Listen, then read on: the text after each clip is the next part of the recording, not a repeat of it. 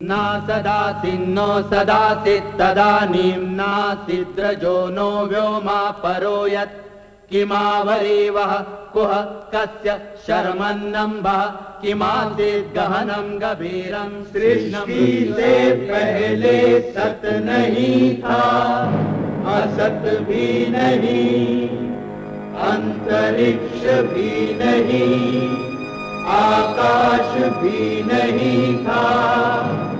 छिपा था क्या, कहाँ, किसने ढका था?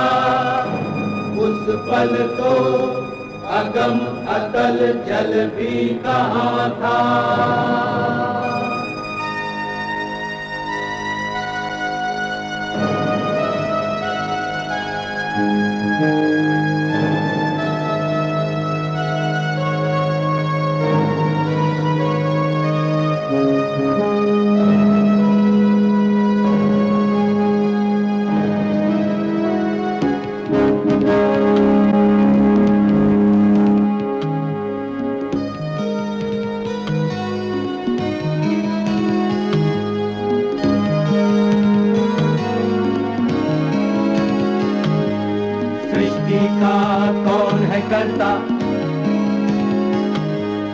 करता है वा अकर्ता, ऊंचे आकाश में रहता, सदा अध्यक्ष बना रहता, वही सचमुच में जानता या नहीं भी जानता है, किसी को नहीं पता, नहीं पता, नहीं है पता, नहीं है पता।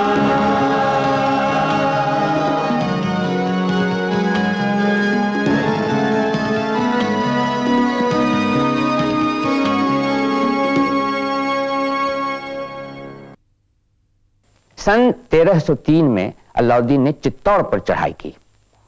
बहादुरी और रुमानियत के वतन चित्तौड़ में पहले जैसा हौसला था, लेकिन उनके फौजी तरीके बेकार और पुराने हो चुके थे। इसीलिए अलाउद्दीन की मुस्तैद सेना ने उन्हें कुचल डाला और चित्तौड़ को लूट लिया। मलिक मोहम्मद जायसी के सूफी रूपक काव्य पद्मावत के एक भाग में इस चढ़ाई का मार्मिक वर्णन है। लोक कथाओं में मशहूर है कि अलाउद्दीन ने राणा रतन सेन की रानी पद्मावती पर मोहित होकर चित्तौड़ पर चढ़ाई की।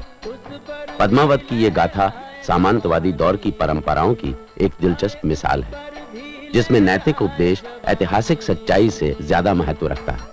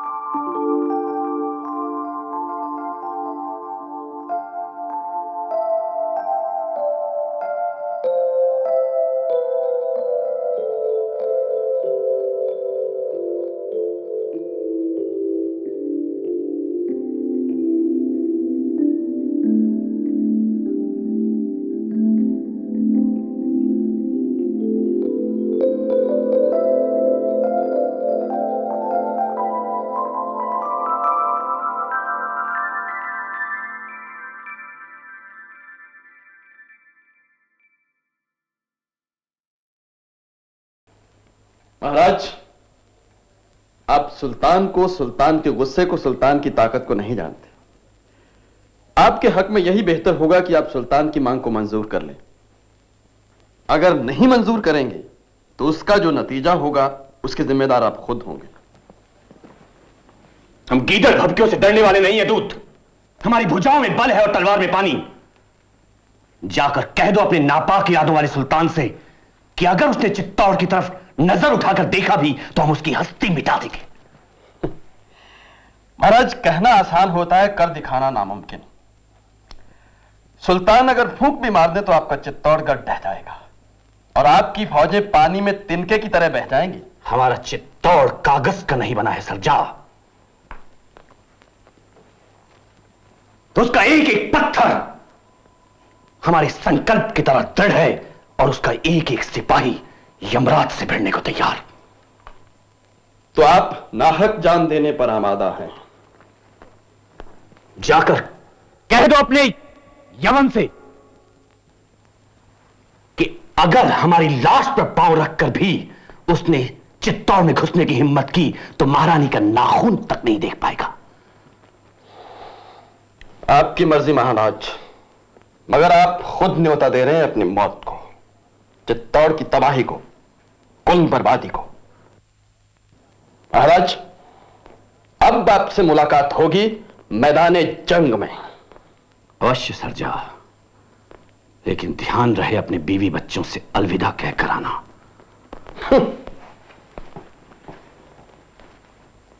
तो ये बात है सरजा, किस बात का गरूर है उस नाचीज को? हम रतन सेन को मिट्टी में मिला देंगे। वो मौत चाहता है, हम उसे मौत देंगे। पद्मावती हमारी है, हम उसे दिल्ली के किले में लाकर रहेंगे। सरजा बहादुर, हमारा हुक्म है कि हमारी फौजें चित्तौड़ की तरफ कूच करें। हम रतन सेन को वही सबक सिखाएंगे जो रणथंबोर के राजा को सिखा चुके हैं। लपटें उठेंगी, खाक उड़ेगी, लोग जानेंगे कि सुल्तान अलाउद्दीन खिलजी की मुखालफत करने का अंजाम क्या होता है। बादशाह की फौज चली जब, बादशाह की फौज चली जब, डोली धरती गगन कपा तब, डोली धरती गगन कपा तब, बादशाह की फौज चली जब, हाथी चले में गगर जाने लगा अंधेरा चौदिस छा। हे चुन चुन कर लाए वो घोड़े, हे चुन चुन कर लाए वो घोड़े, हवा पिछड़ती ऐसे दौड़े, पैदल कवच टोप पहने थे, मनुज नहीं फौलाद बने थे। बादशाह की फौज चली जब, रे बादशाह की फौज चली जब, शूरवीर के छक्के छुट्टे, अच्छे अच्छों के दम है गुट्टे, ऐसी बज्र फौज चली जब चित्तौड़ नगरी सकल गिरी तब। बादशाह की फौज चली जब, अरे बादशाह की फौज चली जब, तेरे रतन सेन के वीर सिपाही, रे रतन सेन के वीर सिपाही, रे लड़े खूब पर विजय न पाई। राजा गिरा कोट के भीतर, हे राजा गिरा कोट के भीतर, फिर भी हार न मानी पल भर। बादशाह की फौज चली जब, हरे बादशाह की फौज चली जब, हजर बादशाह की फौज चली जब, हम बादशाह की फौज चली जब, हरे बादशाह। महाराज, सुल्तान की फौज नगर में प्रवेश कर चुकी है और गढ़ की दीवारें ढह रही हैं। तीर ओलों की तरह बरस रहे हैं। एक एक करके हमारे वीर सैनिक वीर गति पा रहे हैं। भुजाओं की शक्ति चुक गई है, मनोबल टूट रहा है। इस समय शक्ति से अधिक युक्ति काम कर सकती है। सेनापति, हम रणचंडी को खुश करने के लिए नृत्य गान कराएंगे, यही इसी जगह।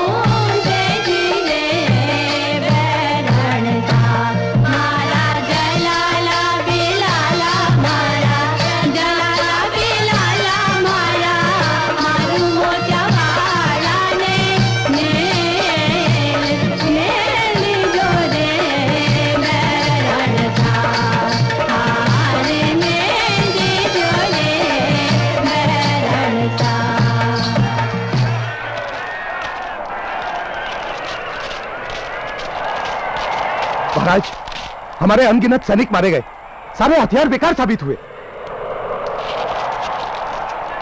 जैसे जैसे समय बीतता जाता है, विजय की आशा दूर होती जा रही है। सुल्तान ने हमारे गढ़ को चारों ओर से बांध लिया है और हम सब ओर से घिर गए हैं। अब हमारी हार पक्की है। जीतना तो एक और, सुरक्षा का भी हमारे कोई उपाय नहीं रहा। महाराज, अब तो सिर्फ एक ही उपाय नजर आता है। विजय का निरत गीत तो हम गा चुके, अब तो लहू से फाक खेलकर होली जलानी है।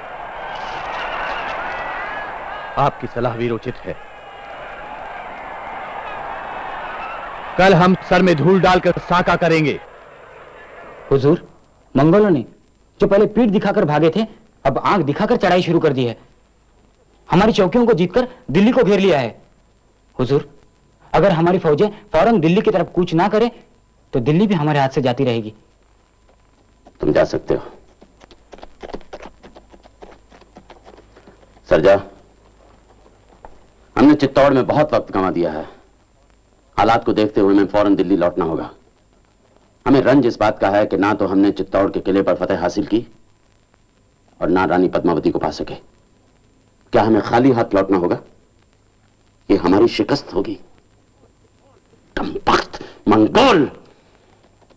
सुल्तान, अगर इजाजत दें तो अर्ज करूं। बोलिए। क्यों ना हम रतन सेन से सुलह कर लें? सुलह? उस डरपोक से? गुस्ताखी माफ हजूर, ये सुलह तो रतन सेन को गाफिल करने की खातिर होगी। वो बेखबर रहेगा और हम उसे गिरफ्तार कर लेंगे। उस हालत में रानी पद्मावती बगैर लड़ाई के हमारे हाथ लग जाए। सरजा, तुम हमें फरेब का खेल खेलने की नसीहत दे रहे हो? लड़ाई जीतने के लिए होती है हजूर।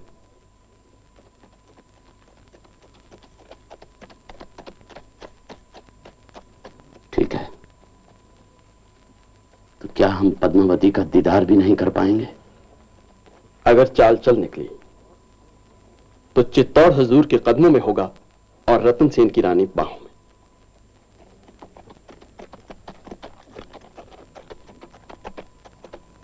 महाराज, सुल्तान ने आपको पिंजरे में कैद चिड़िया तो बना ही दिया है। उन्हें अब आपकी गर्दन मरोड़ने में देर नहीं लगेगी। इसलिए अब आपको सोचना चाहिए कि आप अपनी प्रजा की मौत का बायस बनना चाहेंगे या सुल्तान से माफी मांगकर अपने साथ सबकी भलाई करना चाहेंगे।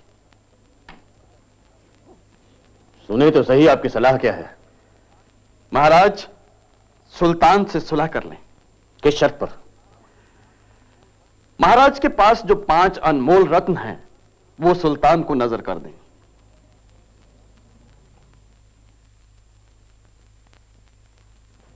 थोड़ी देर के लिए मान लिया, दूसरी शर्त क्या है? दूसरी शर्त यह है महाराज कि रानी पद्मावती के दर्शन एक बार सुल्तान को हरगिज़ नहीं। हमें लड़ाई में कट मरना मंजूर है, लेकिन यह शर्त मंजूर नहीं। हमारी महिलाएं प्रदर्शन की चीज नहीं है। महाराज, अगर आप चाहें तो यह मुमकिन है। हम ये तो नहीं कहते कि रानी बेपर्दा होकर सुल्तान के सामने आए। वो सिर्फ इतना चाहते हैं कि महारानी पोशीदा तौर पर देख भर जाएं। इससे ज्यादा वो और कुछ नहीं चाहते।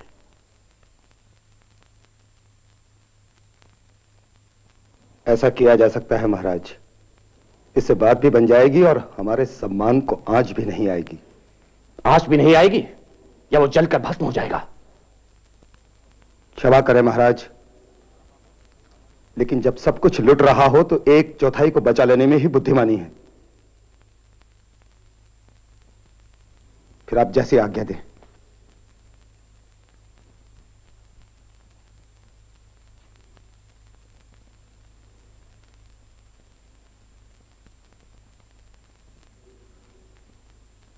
सरजा, हमें तुम्हारे सुल्तान की शर्त मंजूर है और हम उन्हें गढ़ में पधारने का न्योता देते हैं। महाराज की दूरअंदेशी काबिल तारीफ है। हमें खुशी है कि आपके और सुल्तान के अंदर कोई रंजिश नहीं रहेगी।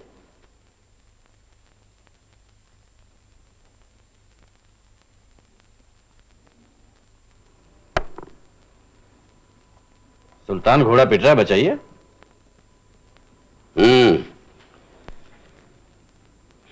हम भी आपके गढ़ में घुस गए हैं। लीजिए। सुल्तान के खिदमत में बीड़ा पेश किया जाए।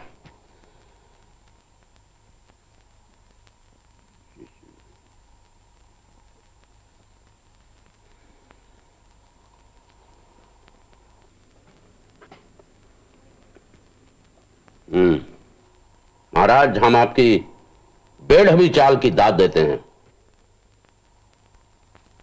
लीजिए, घोड़ा भी लीजिए। अब हमारे ऊंट की तिरछी नजर खुद बादशाह सलामत पर है। हाँ, पद्मावती धवलगढ़ चढ़ी, 16 कला विधि ने गढ़ी। हंसी झरोखे आई सुरेखा, तभी शाह ने दर्पण देखा। तभी शाह ने दर्पण देखा।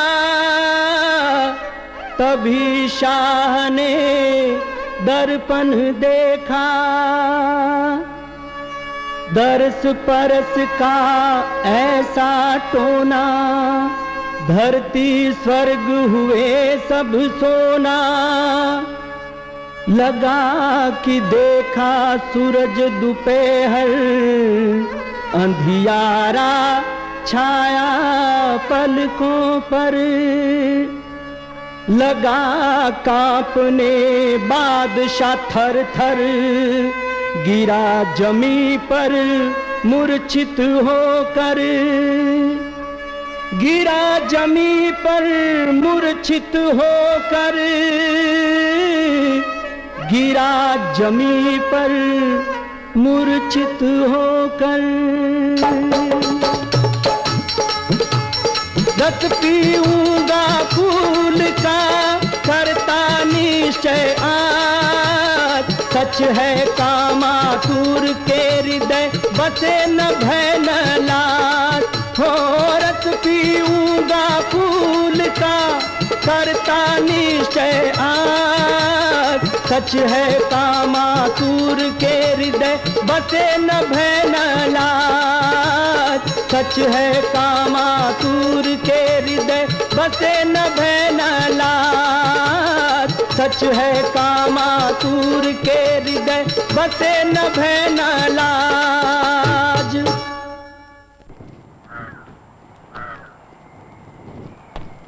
महाराज, आपने तो किले के भीतर पूरा शहर बसाया हुआ है। ताल तालाब, बाग बगीचे, लगता है जैसे बहिष्ट में आ गए हों। यहाँ से जाने को मन ही नहीं हो रहा। बहुत खूब, बहुत खूब। आपकी ज्यादा नवाजी है सुल्तान। हाँ, इतना लजीज खाना हमने आज तक नहीं खाया। मन करता है आपके बावर्ची को चुरा कर ले जाएं। आप ही का है वो। हमें आपकी दोस्ती पर नाज है। आप चित्तौड़ को संभालें। चित्तौड़ आपका है, आप ही का रहेगा। बल्कि तोहफे में हम आपको मांडोगढ़ और चंदेरी भी देते हैं।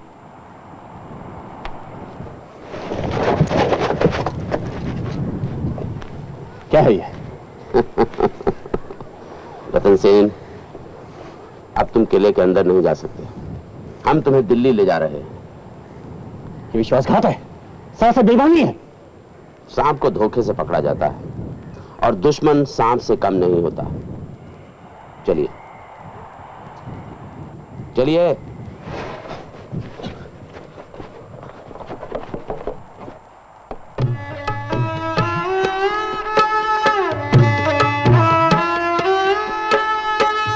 पद्मावती बिना कंता दुहेली, बिन जल सूखे कमल की बेली। गहरी प्रीत सो मुझको लाए, अब क्यों दिल्ली में वो छाए। दिल्ली नगर माट पाटा, जाकर के कोई कभी न लौटा।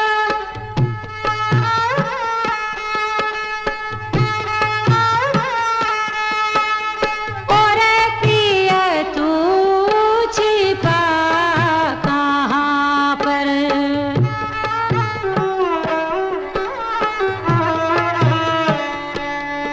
चले छोड़ा मामा प्राण यहाँ पर।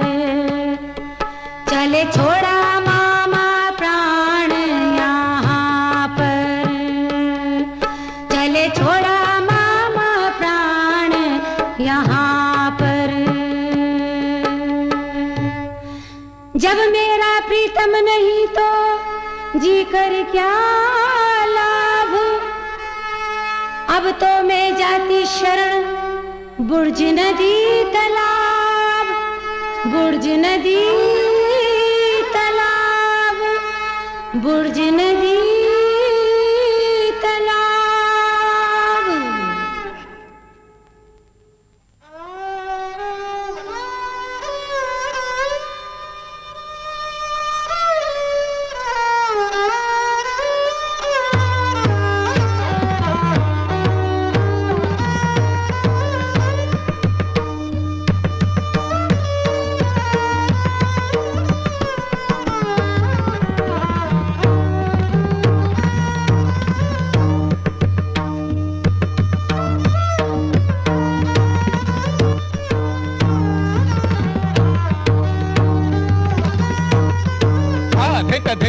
धिट धिट धागे तिट तड़धत तगिल धा दिन दिन नाग तिट कतिट तगिल धागे तिट गिर धा नतिट धा नतिट धा नतिट धा। हुजूर, आज 4 महीने गुजर गए। हमने रतन सेन को समझाया, डराया, धमकाया, तरह तरह से सताया, मगर वो इस बात के लिए राजी ही नहीं होता कि रुक्का भेजकर अपनी रानी को यहां बुला ले। कुछ समझ में नहीं आता। चित्तौड़ की क्या खबर है? रानी पद्मावती तो बेहिसाब खैरात कर रही है। उसने सदा बरत खुलवा दिए हैं, जहां सैकड़ों हजारों को मुफ्त में खाना बढ़ता है। वो तो जोगन हो गई है सुल्तान, मगर उसके जासूस चारों तरफ ये पता लगाने के लिए घूम रहे हैं कि रतन सेन को कहां रखा है। एक जासूस तो पकड़ा भी गया है।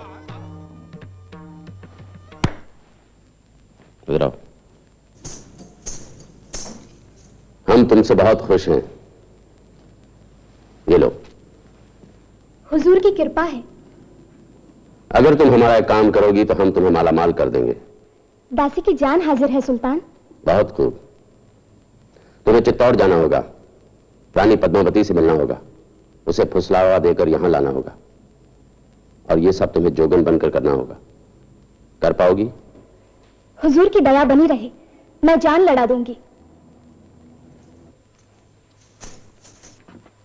महारानी, एक जोगन आई है, ना कुछ बोलती है ना कुछ कहती है, बस आंसू बहा रही है। जा बुला ला।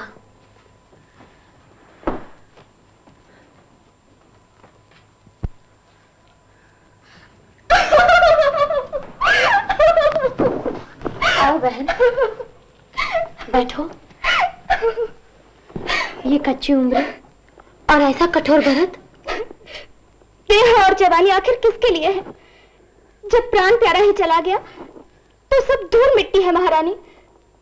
एक बार वो दिख भर जाए, मैं सदा को आंखें मूंद लूं। क्या तूने अपने पी का पता लगाने की कोशिश नहीं की? कौन सी कोशिश बाकी रखी मैंने? मैं काशी घूमी, प्रयाग घूमी, केदारनाथ तक छान मारा, 64 तीर्थ, 9 बनखंड उसका नाम लेकर पुकारती फिरी, मगर न चिरैया ने बताया न चरिंदे ने। मैं तो अलाउद्दीन सुल्तान के बंदी घर में भी झांक आई, वहां एक कैदी को देखा, सूख कर काटा हो गया था। हाय, वो भी मेरा प्राण प्यारा न निकला। वो तो कोई रतन सेन था। वो वहां है? तूने उनको देखा है? हाँ महारानी। क्या वो आपके पति वो महाराज रतन सेन है? वो कैसे है? अच्छे भले तो है ना? मत पूछे महारानी। देखा बंदी रतन सेन का, जले धूप में छान जिसको, अरे मांगे पानी मिलती अग्नि, पड़ती है नित रेती चकनी। हो पर राजा धीरज का पक्का, कैसा ही लगता हो धक्का, अब तक कोई झुका न पाया, हो राजा का व्रत तोड़ न पाया। ऐसा सच्चा है उसका पति, भगवती तू पद्मावती, भगवती तू पद्मावती, भगवती है तू पद्मावती, तू पद्मावती, तू पद्मावती। मुझे वहां ले चल, मैं जोगन बन के जाऊंगी। मैं उनके अभाव में नहीं जी सकती। मुझे वहां ले चल, अभी इसी समय।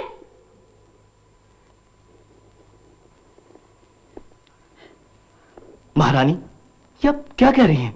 आप अकेली दिल्ली जाएंगे, वो भी उस जोगन को लेकर? मुझे जाने दे गोरा, अब मुझसे सहा नहीं जाता। हो सकता है जोगन अलाउद्दीन की भेजी हुई कुटनी हो और धोखा देकर आपको दिल्ली ले जाने के विचार से आई हो। नहीं नहीं, वो तो एक दुखियारी। मैं जोगन के साथ जोगन बन के जाऊंगी और उन्हें मुक्त कर लाऊंगी। महारानी, जोगन का भेष तक धारण करना एक व्रत होता है। झूठ मूठ में जोगन बनना देवताओं का अपमान करना है। हम आपके चरण छूते हैं, महाराज के जीवित रहते आप ऐसा गलत काम ना करें। और हम दोनों भाइयों के होते हुए आप क्यों जाएं? जोगन कहती है महाराज को बंदी बनाकर रखा गया है दिल्ली में, तो हम ही दिल्ली पर धावा बोलकर महाराज को छुड़ा लाएंगे। गोरा, बादल, तुम ही मेरे आधार हो, तुम ही मेरे भीम और अर्जुन हो। तुम वीर हो, बुद्धिमान हो, लेकिन सुल्तान के विशाल सेना के सामने तुम क्या कर सकते हो? वो सोचना हमारा काम है। हम बीड़ा लेकर कहते हैं आपके सुहाग सिंदूर की रक्षा के लिए प्राण तक दे देंगे।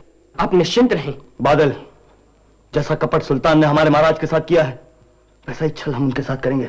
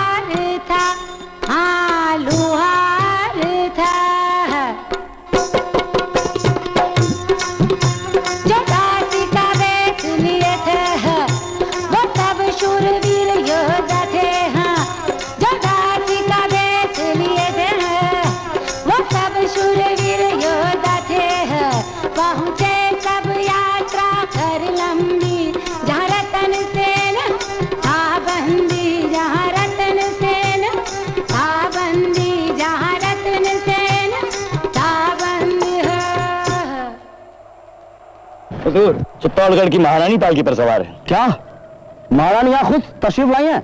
आप चाहे तो अपनी आंखों से देख ले, मगर सुल्तान को पता चल जाए कि आपने, तो आप ही जाने का नतीजा हो। महारानी के यहाँ आने का क्या सबब है? उनके पास चित्तौड़गढ़ के खजाने की चाबियां हैं। वो अपने हाथों से महाराज को चाबियां सौंपकर सुल्तान के महल में चली जाएंगी। फिर भी तुम बगैर सुल्तान के इजाजत के अंदर नहीं आ सकते।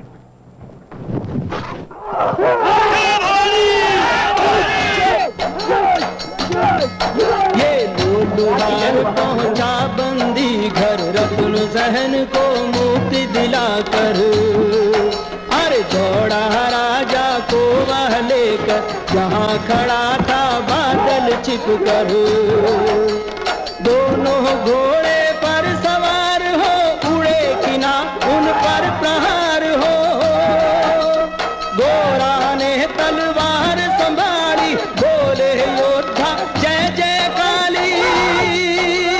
बोले योद्धा जय जय काली। हुई लड़ाई घमासान थी, आन बान की अलग शान थी। मोहम्मद बिन तुगलक, जो अलाउद्दीन की मौत के कुछ साल बाद गद्दी पर बैठा, शायद अलाउद्दीन से प्रेरणा लेकर एक केंद्रित हिंदुस्तानी निजाम कायम करना चाहता था। इतिहास में वो एक विवादास्पद व्यक्ति माना जाता है। कुछ लोग उसे आदर्शवादी और दूरंदेश मानते हैं, कुछ उसे पागल मानते हैं। ये दीवाना सुल्तान 25 साल यानी 1351 ईस्वी तक हुकूमत करता रहा।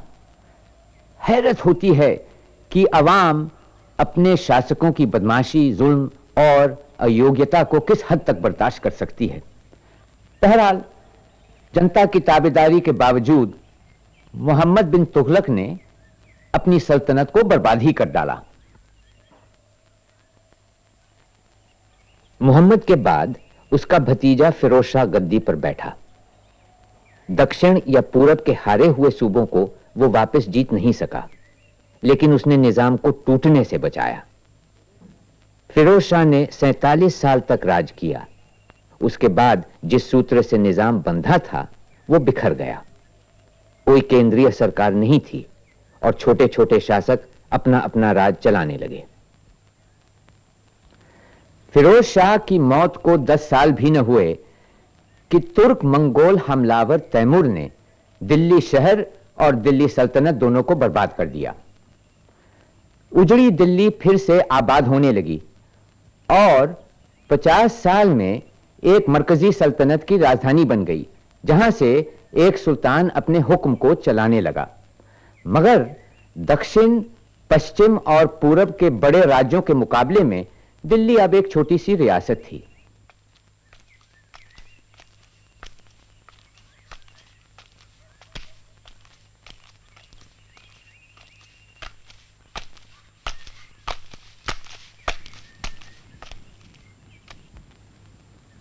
इस दौर को मुस्लिम दौर कहना उतना ही गलत होगा जितना बरतानियों के आने को ईसाई दौर।